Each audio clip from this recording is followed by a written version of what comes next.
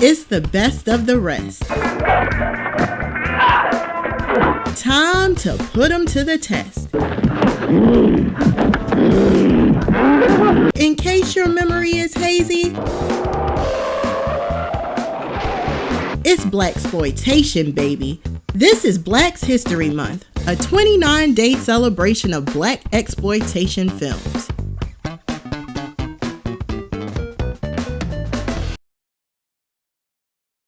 Sweet Jesus, Preacherman.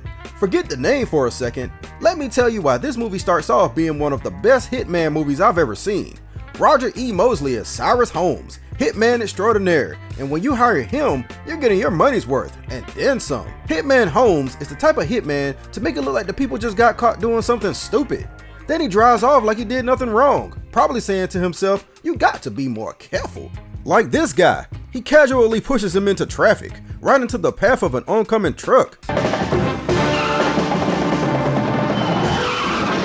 Then he has a smug look on his face like, that's what happens when you don't look both ways at a stop sign. Or how about this guy? Holmes went through all the trouble of rigging his fence with electricity.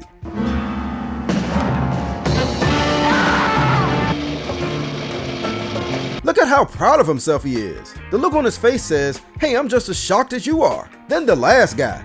I don't know what he did wrong, but if it's criminal, well, he's way too trusting of random people he lets into his hotel. He's got on a nice suit, so he probably has a good job, but these kind of dumb decisions will get you fired.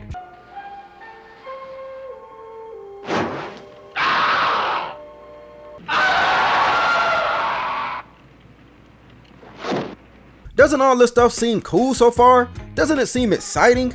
Well, Sweet Jesus Preacherman says, screw you, we got another story to tell.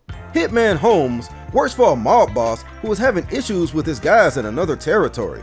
So he sends Hitman Holmes there to infiltrate and see what's what. Of course he can't just go in as his regular self, so in order to get information, he has to go undercover as the Reverend Jason Lee. I don't completely hate it, but it switches the movie from a clever hitman using all kinds of tools and resources to get to his goal to a movie that's more about political maneuvering. Thankfully, it doesn't make for a bad movie. Hitman Holmes' father used to be a preacher, so even though he sucks at first, he channels his inherited holiness to deliver a powerful sermon to his flock, activated by uttering the words, "Sweet Jesus." To be fair, watching him get close to the congregation and get invested in their issues is so interesting that you start feeling like the criminal stuff is getting in the way. That's because the actual job that Holmes was sent to do is confusing and convoluted. For how great a hitman he is, he's terrible at being undercover. The people he's supposed to protect die, the politician he's supposed to be supporting is garbage in the polls, and worse, his boss doesn't even trust him to do the job he sent him to do because mob goons keep showing up and blowing his cover.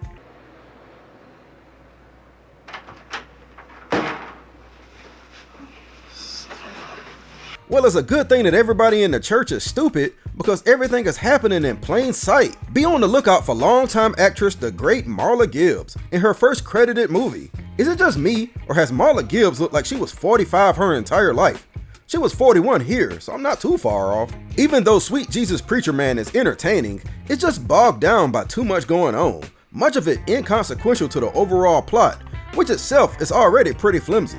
I feel like the movie should have stuck with the Hitman theme and relied heavily on Holmes using his skills to slowly work his way towards a hard target to kill.